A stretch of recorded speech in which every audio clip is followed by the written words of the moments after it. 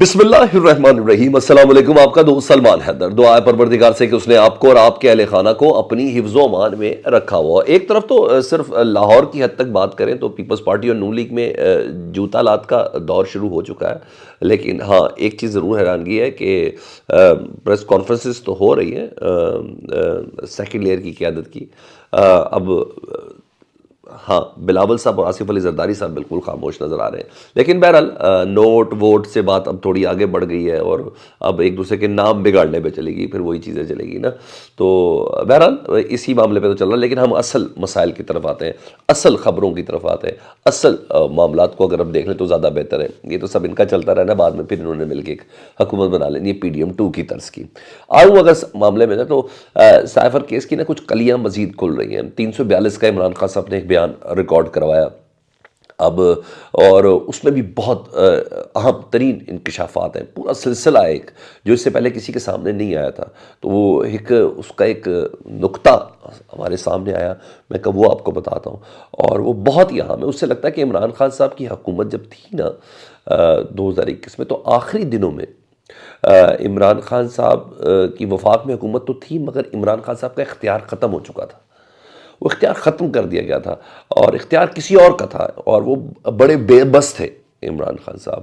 اور کسی بھی جمہوری ملک میں یہ بہت تشویشناک صورتحال ہوتی ہے کہ وقت کا وزیر اعظم اپنی حکومت کے ساتھ بے بس ہو اور کام کوئی اور کر رہا ہو۔ تو بڑا تشویشناک بات تھی۔ 342 کے بیان کے ذریعے نا اب یہ چیزیں ہو گئی ہیں ریکارڈ کا حصہ، جو میں آگے آپ کو بتانا چاہ رہا ہوں۔ اب وہ ریکارڈ کا ہو گیا، اب تاریخ کے اندر لکھا گیا ہے۔ اب جب اس ایرا کو کھولا جائے گا نا، جب ہم سب نہیں بھی ہوں گے تو تب بھی 342 کا بیان جو ہے نا وہ ہمیشہ تاریخ کا حصہ، وہ ریکارڈ کا حصہ رہے گا، اور وہ بن چکی ہے۔ تو 342 کے بیان کا ایک پوائنٹ میں آپ کو بتاتا ہوں، تو آپ عمران خان صاحب نے جو لکھ کے دیا، وہ کہتے ہیں کہ اس وقت کا جو اٹارنی جنرل تھے نا، یعنی عمران خان صاحب کے دور حکومت میں، ان کا نام تھا خالد جاوید خان۔ آپ سب کو یاد ہے، بڑے شریف النفس آدمی تھے۔ عمران خان صاحب کہتے ہیں خالد جاوید خان نے، یہ عدم اعتماد کے وقت کی بات کر رہا ہوں، سپریم کورٹ کے سامنے سائفر کے سلسلے میں بیان ریکارڈ کرانے سے انکار کر دیا تھا۔ اور مجھے بہت اچھے سے یاد ہے کہ سپریم کورٹ کے سامنے خالد جاوید صاحب نے کہا تھا میں بیان نہیں ریکارڈ کر سکتا۔ یعنی جو اٹارنی جنرل اپنے وقت کے وزیر اعظم کا دفاع نہ کر سکے، تو آپ اس حکومت کی بے بسی کا عالم چیک کر رہے ہیں۔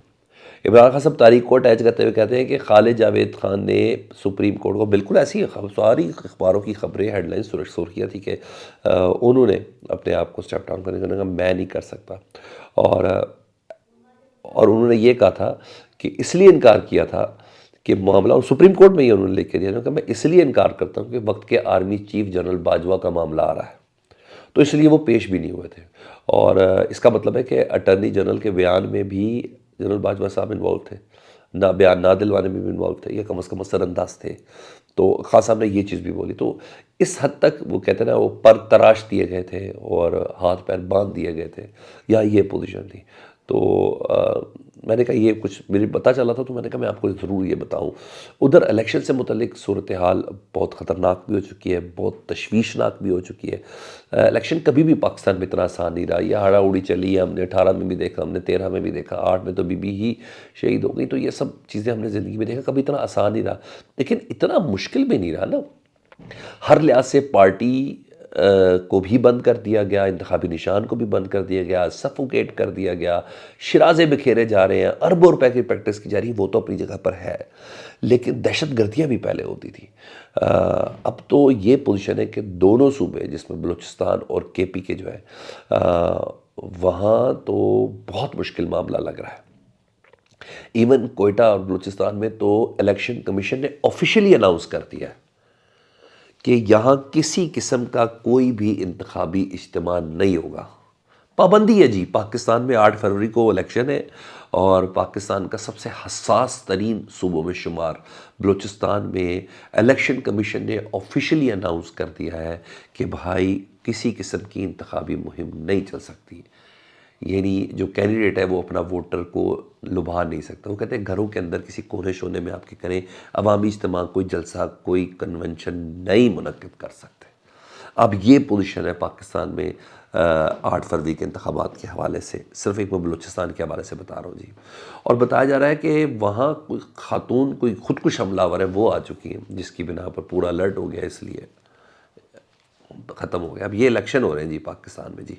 اچھا جی, اور وہ بتایا جا رہا ہے ای ایم ایس سسٹم جو ہے, الیکشن مینجمنٹ سسٹم جو ہے, وہ آپ کو پتہ ویسے ہی بیٹھا ہے, اس کی کمپلینیں آر اوز وغیرہ دے رہے ہیں. وہ ہے نوشکی میں الیکشن کمیشن کے دفتر کے سامنے دھماکہ ہوا, ان کی دیوار سے باہر گر گئی, وہ بھی ہے. ادھر کے پی کے میں بھی روز کچھ نہ کچھ ہو رہا ہے. اور اب تو حد ہوگی, رات گئی نا, صورتحال بہت تشویشناک تھی.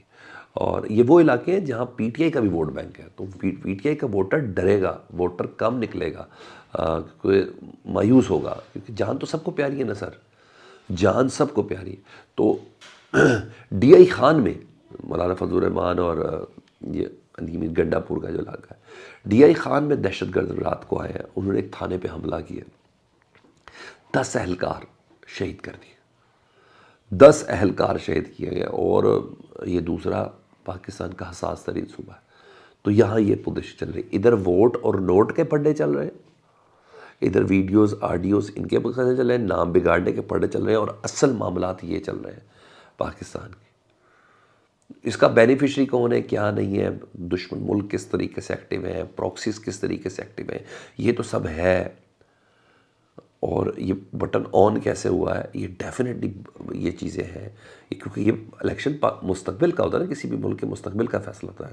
تو ہمارے مستقبل پر نظر گاڑے ہوئے یہ تمام طاقتیں ہیں جو مجھے اور آپ کو اس پہ نظر رکھنی ہے. تو 10 اہلکار شہید ہوئے ہیں جی, رات کے اندھیرے میں انہوں نے حملہ کیا.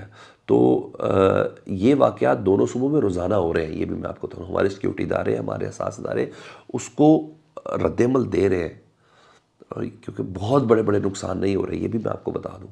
مگر یہ روز ہے, مگر خطرہ تو موجود ہے. تو ٹرن آؤٹ کی طرف ایک بہت بڑا سوال ہوگا, ٹھیک ہے. تو کم از کم کے پی پنجاب اور سندھ سے تعلق رکھنے والے افراد کو تو میں بھی ہر ویڈیو میں ریکویسٹ کرتا ہوں کہ ووٹ سے پیچھے نہیں ہٹنا, ووٹ آپ نے ضرور دینا ہے, ٹھیک ہے, یہی فیصلہ ہے. بعد میں ہاتھ ملنے کا کوئی فائدہ ہے نہیں. ایک تو یہ چیز. دوسرا, یہ بات کم چل رہے ہیں. ادھر انصار عباسی صاحب نے آج ایک پھر اپنی سٹوری چھاپی ہے, اور ہمارے جو سٹوری ہے اس پہ مہر ثبت کی ہے. میں نے بولا کہ طاقتور کوارٹرز کے قریب لوگ ہیں, جاوید چودھری صاحب ہو گئے, انصار عباسی صاحب ہو گئے, ان کے ذریعے خبر خود پٹ کی جاتی ہے, ان کے ذریعے خود بتایا جاتا ہے کہ ہم کیا ہیں. یہ سارٹ آف سادے سول ترجمان ہوتے ہیں, ٹھیک ہے, یہ اس طریقے سے ہوتا ہے. انصار عباسی صاحب کہتے ہیں کہ اگلی جو باری ہے نا عمران خان صاحب سے متعلق, وہ ہے 9 مئی کے کیسز کی, اور دوسری ہے 190 ملین پاؤنڈ جس کی 10 فروری کو تاریخ ہے.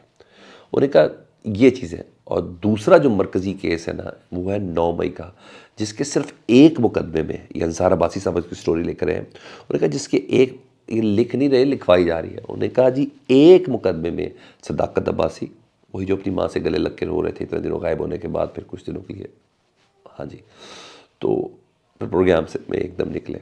تو صداقت عباسی صاحب وہ کہتے ہیں عمر بٹ اور واسق قیم عباسی, یہ وعدہ معاف گواہ بن کے انہوں نے 164 کا بیان ریکارڈ کرا دیا ہوا ہے 9 مئی کے صرف ایک مقدمے میں, اور کہ اس بیان کی روشنی میں 9 مئی کی ساری پلاننگ عمران خان صاحب اور شیخ رشید صاحب نے کی تھی. تو مطلب اب یہ گراؤنڈ بنانا شروع کر دی گئی ہے دوبارہ سے, یہ باور کرایا جا رہا ہے, اس سٹوری کے ذریعے دوبارہ لوگوں کو یاد کرایا جا رہا ہے کہ پارٹی ابھی ختم نہیں ہوئی ہے, ٹھیک ہے جی, ریاست اسے سنجیدگی سے لے رہی ہے. یہ بھی انصار عباسی صاحب نے کہا ہے, اور 9 مئی کے واقعات میں ملوث افراد کو نشانہ عبرت بنایا جائے گا. تو یہ انصار عباسی نہیں کہہ رہے, یہ وہ کہہ رہے ہیں جنہوں نے کہنا ہے, ٹھیک ہے, یہ وہ چیز ہے. بہرحال دیکھا جائے تو عمران خان صاحب کے لیے اگلے دن تھوڑے کافی مشکل ہیں. وہ 1.5 سال تو انصار عباسی صاحب بھی کہہ رہے ہیں, کیونکہ اب ظاہری بات ہے ابھی ان مقدمات کے فیصلوں کے اوپر جو نیب کے علیحدہ چل رہے ہیں, ابھی وہ آنا ہے, پھر اسلام آباد ہائی کورٹ کی چیزیں ہونی ہیں, انہوں نے کھینچنا ہے. وہ جو 3 سال والی آفر دی تھی نا, وہ اپنی جگہ پہ سٹینڈ کر رہی ہے. تو ابھی یہ کھینچنا ہے, تو کم از کم 1.5 سال تک یہ سارے چکر چلیں گے, اور پھر سپریم کورٹ جا کے بات پہنچے گی تو فیصلے عمران خان صاحب کے حق میں آئیں گے, کیونکہ جہاں جہاں زور چل رہا ہے وہاں پورا چلایا جائے گا. آپ کے ذہن میں کیا آ رہا ہے مجھے کمنٹ سیکشن میں ضرور بتائیں, اور ہاں چینل سبسکرائب کر دیں. اللہم صلی علی محمد و آل محمد.